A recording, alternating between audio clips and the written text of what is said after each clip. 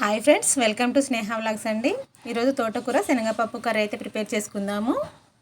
చపాతీలో కానీ రోటీలో కానీ రైస్లో కానీ దేంట్లోకైనా బాగుంటుంది ఇది. దానికోసం అయితే ముందుగా పొయ్యి మీద ఒక ప్యాన్ పెట్టుకొని 2 స్పూన్స్ అయితే ఆయిల్ వేసుకోవాలి. దీంట్లో 1/2 స్పూన్ జీలకర్ర, 1/2 స్పూను ఆవాలు కూడా వేసేసుకోండి. అలాగే కొద్దిగా మినపప్పు, ఒక 2 ఎండుమిర్చి అండి,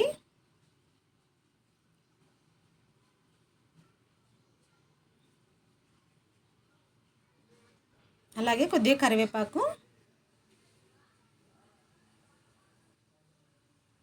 ఒక 4-5 వెల్లుల్లి రెబ్బలను అయితే ఇలా కచ్చాపచ్చాగా దంచి వేసుకోవాలండి.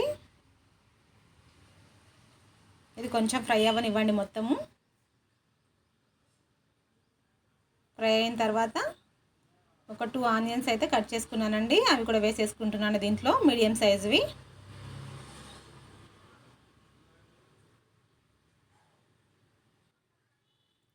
ఈ ఆనియన్స్ పోపు మొత్తం కలిసేలాగా బాగా కలిపేసుకోండి ఒకసారి.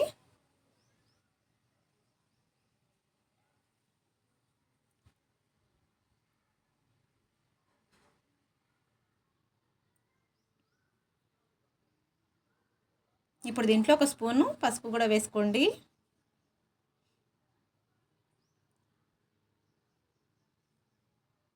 పసుపు వేసి ఒకసారి కలిపేసి మూత పెట్టేసి కాసేపు అయితే మగ్గనివ్వాలండి. ఉల్లిపాయలు అయితే పచ్చివాసన పోయేంత వరకు మగ్గనించుకోవాలి.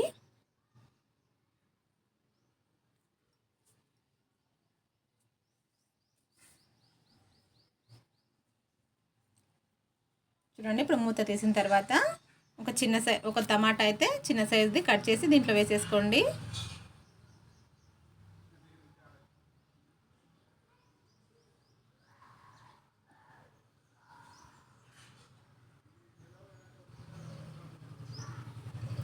టమాటాలు కూడా మూత పెట్టేసి కాసేపు అయితే మగ్గనివ్వండి.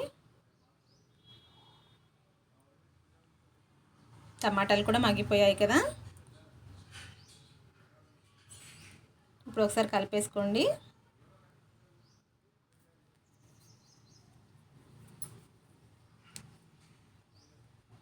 తోటకూరను అయితే ముందుగానే సన్నగా తరుక్కొని నీట్గా కడిగేసి అయితే పక్కన పెట్టేసుకోండి. దాన్ని అయితే దీంట్లో వేసేసుకోవాలండి. ఇప్పుడు ఇలా సన్నగా తరుక్కున్న తోటకూర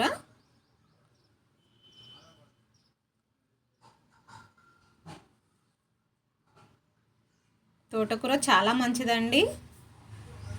తోటకూర, పాలకూర, ఆకుకూరలు తినడం వల్ల చాలా మంచి బెనిఫిట్స్ ఉంటాయి.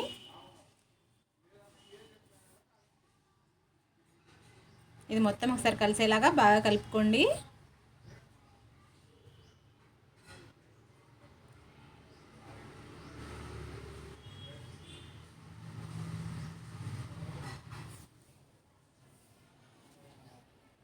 ఇప్పుడు దీంట్లో సాల్ట్ వేసుకోండి. కొద్దిగా వేసుకోండి, ఆకుకూరలో ఆల్రెడీ సాల్ట్ ఉంటుంది కదా, చూసి వేసుకోండి. మూత పెట్టేసి కాసేపు అయితే ఉండనివ్వండి అలాగే. చూడండి, ఇప్పుడు మూత తీసి చూసాం కదా. శనగపప్పునైతే ఇలా ఒక 70% అయితే ఉడికించుకోవాలండి. మొత్తం ఉడికించుకోవద్దు. ఒక 70% ఉడికించుకున్న శనగపప్పును దీంట్లో అయితే వేసేసుకోవాలండి. ఒక చిన్న కప్తో తీసుకున్నాను శనగపప్పు. అది కూడా దీంట్లో వేసేసి బాగా మొత్తాన్ని అయితే కలిపేసుకోండి, రెండింటిని కలిసేలాగా.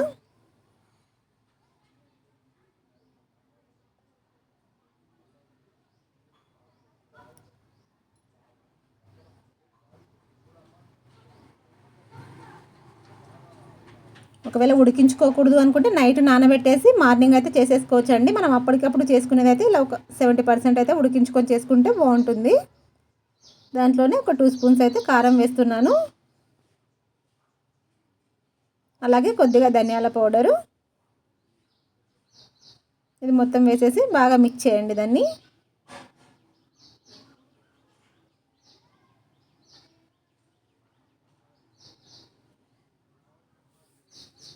ఇలా మొత్తం కలిసేలాగా ఒకసారి అయితే బాగా కలిపేసుకోండి.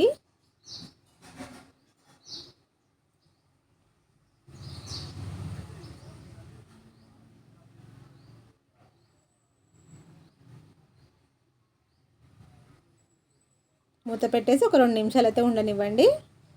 కారము అవన్నీ కర్రీకి అయితే బాగా పట్టుకుంటాయి. చూడండి, మూత తీసాక ఒకసారి కలిపేసుకోండి.